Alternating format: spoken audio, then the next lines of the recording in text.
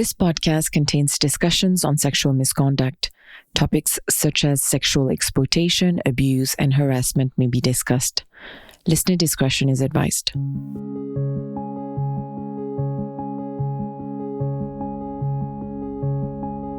A lot of organizations anchor on this very narrow kind of legal compliance viewpoint. So what amount of training do we need to provide? Instead of coming at this like a significant social problem that needs to be solved. In this episode, I speak to Dr. Marianne Cooper, a sociologist, expert on gender, and senior research scholar at Stanford University. She discusses her research on gender dynamics in the workplace. I think it's so important that we have the research to validate what these women have gone through. And there's something empowering and healing when the victims and the targets hear it, because then it's like, I'm not crazy. It's not just me. What happened was real and wrong. This is the #No Excuse podcast, discussing the challenges, complexities, and potential solutions in preventing and responding to sexual exploitation, abuse, and harassment in the aid sector, through interviews with victims and survivors, experts, aid workers, artists, and leaders. The podcast is produced by the World Health Organization's Department for the Prevention and Response to Sexual Misconduct. I am Guni Dias, your host and global focal point for the department. Welcome, Dr. Marianne Cooper, to the #No Excuse podcast. Thank you. It's good to be here. Dr. Marianne Cooper, you are a sociologist, an expert in gender, and you led the research for Sheryl Sandberg for her book, the New York Times bestseller Lean In. And your work on the Lean In book focused heavily on gender dynamics, especially in the workplace. Why you, and why is this topic important to you? For a lot of reasons. I mean, we could have a whole podcast on that question alone, but I am enraged by inequality. I think that's the primary motivation. Is I don't like it when people are mistreated or treated unfairly or have to suffer being, under someone's thumb. And I think the world should be a fairer, more equitable place, which may sound pretty idealistic, but what's really at the heart of it is there are all these problems with, sexism and racism and these things. And I think if we want to solve them, we have to know really what's happening and importantly, why. So I think sociology as a discipline is uniquely positioned to explain the why in a way that really matters, in a way that if we take the why, problem solve on it, we could actually make some progress here. So I'm motivated to know more and do more because I don't like the state of affairs. Your work on gender dynamics, especially in the workplace, how do these dynamics contribute to the environments where sexual harassment can occur? Sure. So the three things that really matter in terms of an organization being more prone to having sexual harassment occur is that it's male dominated, it's very hierarchical, and they have a permissive culture. So the male dominance part is about how when there's more men in the room, there's often more what we would call locker room culture or bloat culture. In those environments, women are often not taken seriously. They can be demeaned and devalued and even objectified. And also men, compared to women, have a harder time noticing these things and noticing that women are being treated unfairly or in a sexist way. So all that kind of sets the stage for professional norms to kind of break apart and for all this kind of dysfunctional frat boy-like behavior. It's worse in a hierarchical context where someone in power has a lot of power over their underlings, especially when they kind of can make or break that person's future. So like a professor and their graduate student, the graduate student's totally dependent on that professor to write a very strong letter of recommendation. So it makes it really hard to speak up or fight back. And then actually the biggest predictor of sexual harassment is a permissive culture. So a permissive culture is one in which employees feel like reporting anything is pointless because it won't be investigated and the perpetrators won't be punished. So the gist of that is bad behavior leads to more bad behavior. So those three things, when they're present, sexual harassment is highly likely to occur. In your Harvard Business Review article on masculinities, you discuss how workplaces often structured around, quote, masculine norms. Mm-hmm. How do such masculine norms affect, again, the occurrence of sexual misconduct in the workplace? Quite a bit, actually. With some colleagues, we've been doing work on this for a while, and what we found is that when these toxic masculine norms, like aggressive competition or the need to dominate others, at the heart of an organization, really bad things start to happen. And to get into this, we're going to have to talk about masculinity for a second, which can be sort of slippery to talk about. But a good way in is to talk about the phrase "man up." So it's important to note that there's no similar phrase for women, like women up. And what's that indicates is that masculinity is something men have to achieve, not just once, but over and over again. And the way men sort of become men or men, in many cultures around the world, that they behave in ways that conform to our expectations about what men are like. So stoic, aggressive, tough, hard charging, those kinds of things. And so that's what we see in the workplace is that to prove masculinity, people will engage in behaviors that sometimes are really problematic. They might kind of sabotage their colleague. They might harass women. It's all about having this dominance and holding power over other people. And importantly, boys are socialized their entire lives to compete in these kind of we call them masculinity contest cultures. And they are disproportionately holding leadership roles, right? So they bring these norms of behavior with them into the organization. Maybe if you could just elaborate on contest culture. It's sort of the worst aspects of toxic masculinity, but playing out at work. We call it contest culture because it is usually a game primarily played among men to get to the top of the status hierarchy and to get that power and then use it to kind of dominate others. And again, this is related to proving masculinity, proving yourself to be, a real man. And in your studies, what have you found to be the most effective strategies for, say, changing masculine, quote, culture in organizations to prevent sexual harassment? There's a few things that need to happen. And by the time a company has been exposed in like some sort of article or something, like things are pretty bad. Dropping a diversity training on top of that is unlikely to have much of an impact at all. So you have to start doing other things. You really need to diagnose what's broken, how bad is it, and do kind of a heat map of the organization to understand where things are better and where things are worse. Like things can be okay at headquarters, but really bad in the regional offices where maybe a small group of men are in charge and are kind of ruling by fear, so to speak. So the first thing is just to understand what the problem is. The second thing is that senior leaders are really, really critical in shutting down this contest culture. So they need to publicly reject these norms. They have to change the reward system. A company has a contest culture when this kind of behavior is not just the isolated acts of a few individual men, but it becomes the way work gets done, right? So that these norms determine who or what gets rewarded, like the brilliant jerk or the brilliant bully gets rewarded.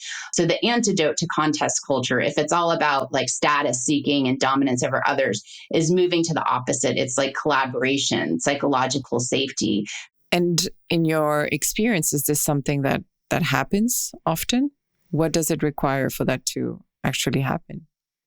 The undoing of a culture is very significant, and it takes a lot of time and energy and resources. Typically, the way this unfolds is something happens. Something comes to light. Either an employee speaks out, or a journalist does an investigation, and then sort of, for lack of a better way of putting it, like all hell breaks loose. And then there are a lot of eyes on the company, and the company knows it needs to change. And they start to bring in different folks to try to help to change it. But there really is a misunderstanding of how deep-seated these problems are, in a sense that somehow with like an individual training, it's going to change everything. But by the time you get to the point where people are so mistreated and so fed up that they actually are talking publicly about it. It's not a training that's going to, undo all of this. And usually it's been years or decades in the making. So my experience has been there's a desire to change it. They know they need to change it, but they will not invest the time, the money, or the resources in doing it. And then what happens is that it comes out again. And then there's just greater and greater reputational damage that's done to the organization because they never sort it out. Why do you think that? It's like a dramedy where it's like, this all happens and they somehow think the most senior women at the company should be in charge of fixing it, which is like not in their job description. But so those women are tapped, and then there's some budget allocated to it, but not enough. And then it's sort of like, I feel as though there's just a stalling tactic for a long time and hoping that everybody moves on. And there's also an issue, which is that the people who are not on the receiving end of this treatment start to feel like, haven't we talked about this enough? How much time are we going to spend on all of this? And so there starts to be a lot of conflict between the people, the victims and the targets who feel like, and rightly so, that they've been, harassed and abused and in many cases traumatized. And then a group of folks who are like, well, and I think it's just sort of this tendency to deny, explain away, and turn the page. But it pops up again. It is kind of this interesting question about why they don't work to solve it more. But generally speaking, unless it's like a significant legal case or just so much public outcry, that it doesn't always get solved to the degree it should. Troubling. So sexual harassment happened to both men and women, but it has been proven and shown, unfortunately, that it happens in majority, mostly to women. Mm-hmm. Your research often highlights the importance of allyship. What can men in particular do to support their female colleagues in the workplace? Yeah, this is a super important question. I think there are so many men who are well-intentioned and don't like the state of affairs either, but people feel weird saying anything, or they just go along to get along, or they just, sort of chuckle at sexist jokes when they actually don't think they're that funny. So there's a lot of men who just want to figure out a way through this as well. Survey after survey will find that women think it's a bigger problem than men do. There is sort of a his and hers experience of sexism at work. And so I think for men allies, it's really becoming more aware of what it actually is and then seeing it in real time. And the second is acting on it when you do see it. And this is tricky too. Part of it is, how much power do you have as an individual in your organization? Men, or if you're a man or a woman. But for men, they can opt out of this game, especially if they have more power and influence in an organization. So instead of laughing at the joke, kind of saying, wow, that was actually super inappropriate. So those kinds of things. If the harassment is happening in real time, people can try to interrupt it. And there's a lot of discussion, even research to show like how we think we will react if we're being harassed or we're seeing people being harassed or abused. And then there's actually what happens. And those are usually two different things. We all tend to think that we'll stand up for ourselves and fight back and say what needs to be said. But actually that more often than not does not happen in the moment. And it takes some time to figure out what to do. And these allyship actions, these are all what individual people can do. But senior leaders are the ones who have the most influence and the most power to do things. And so I kind of, sometimes when talking to senior leaders, that's one way to think of yourself in all of this is as an ally in these efforts. And research shows when a leader talks about ethical behavior, employees are more likely to act ethically. When leaders make a reasonable, honest effort to prevent sexual harassment, there's lower rates of sexual harassment. So sexual harassment is not a problem that happens over there in some other country or some other industry or some other organization. I mean, half of women experience it over the course of their career. So it's happening in every industry and every occupation. And I guess the question is, what role does each of us play in trying to change that? But for those leaders that don't see it or don't feel that they're part of making that change, what would be something that we could tell them to get them on board so that they are the voice and so that, they can trickle down the effect of change? It's the business case is also super, super clear. So companies that have higher rates of sexual harassment underperform their peers on the stock market.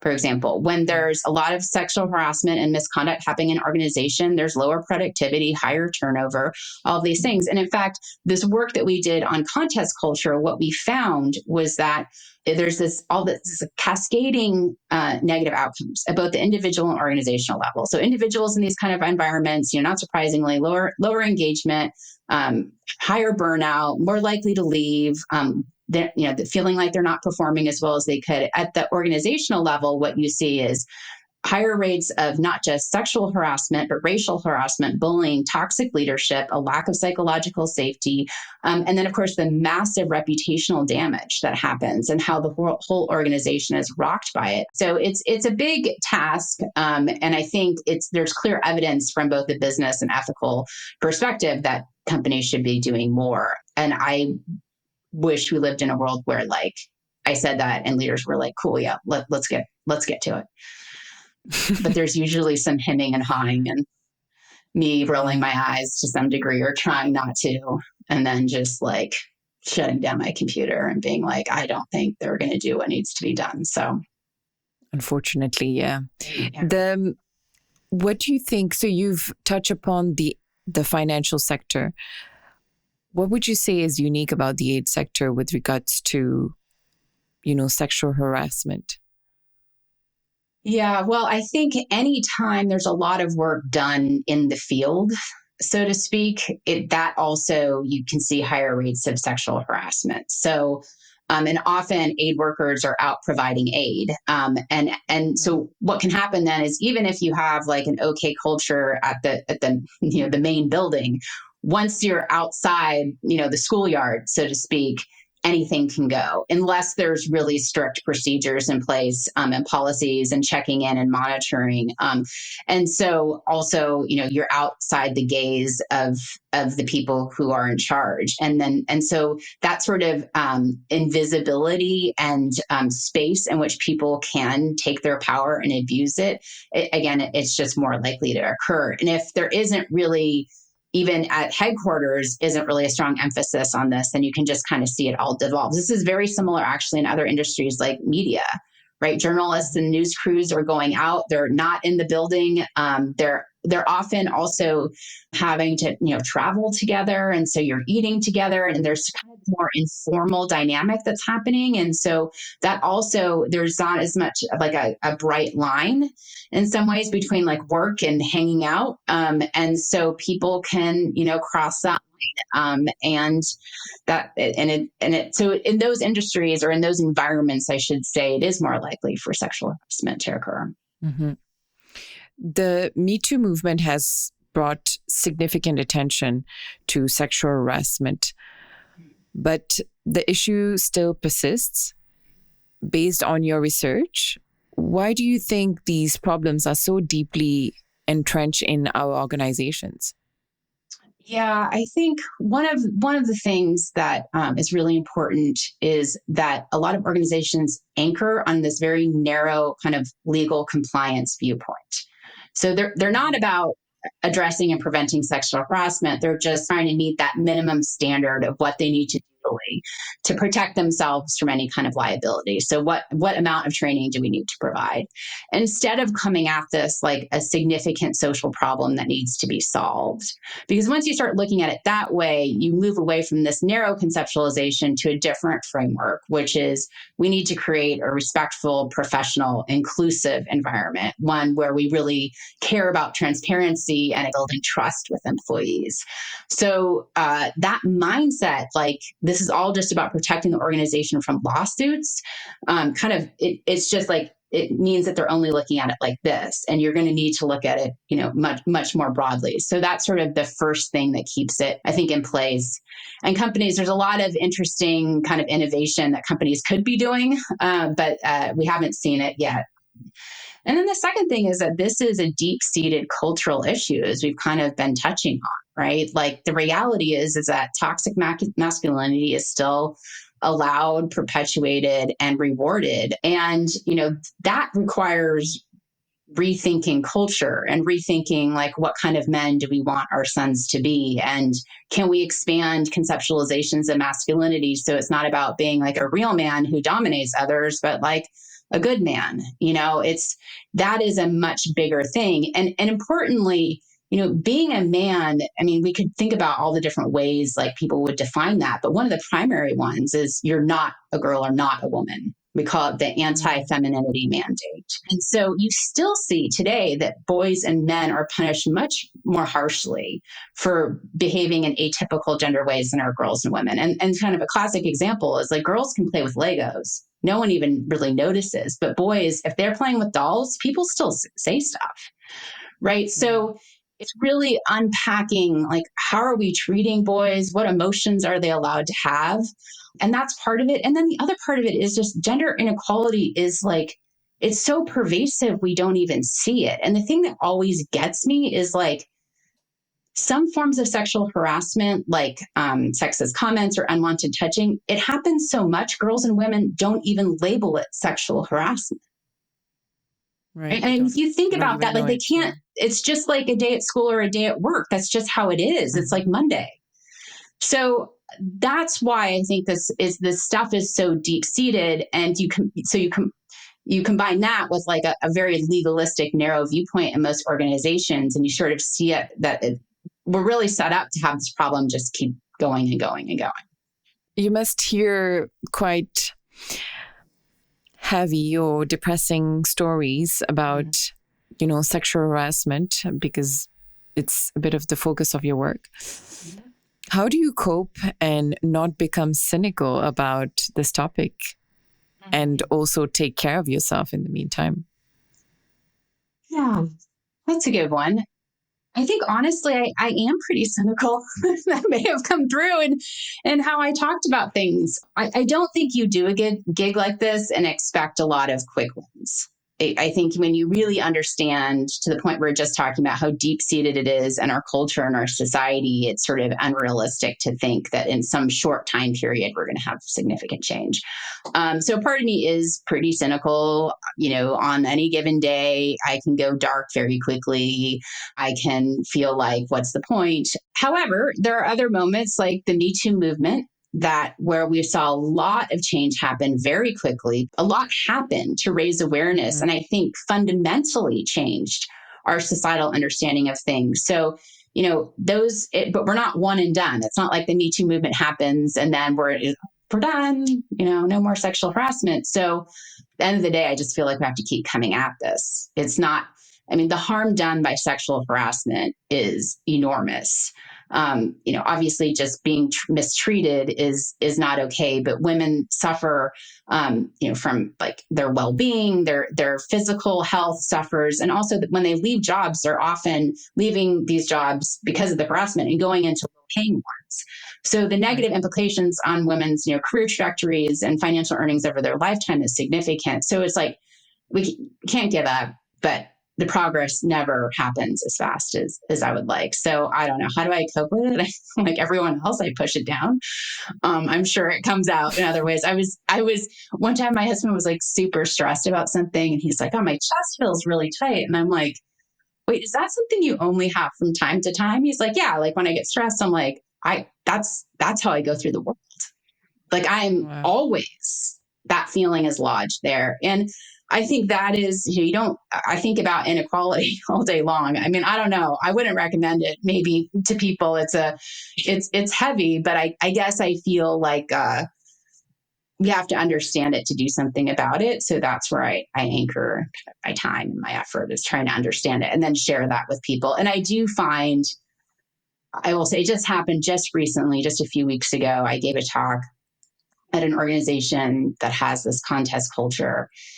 And as I'm talking and I'm naming the experience, and there's women in the audience who have like tears rolling down their cheeks. Yeah. I think it's so important that we have the research to validate what these women have gone through. And there's something empowering and healing when the victims and the targets hear it, because then it's like, I'm not crazy. It's not just me. What happened was real and wrong. And so I don't know if it's a responsibility or something to make sure I keep saying how it is so that people aren't blaming themselves. Well, thank you so much, Dr. Cooper, for doing the work you're doing, getting the data on an issue that is so important, and taking the time to speak to us on the podcast. Thank you. It's been very good to talk with you. Thank you for listening. If you have any feedback or questions, feel free to reach out to us at prseah@who.int. Until the next time, goodbye.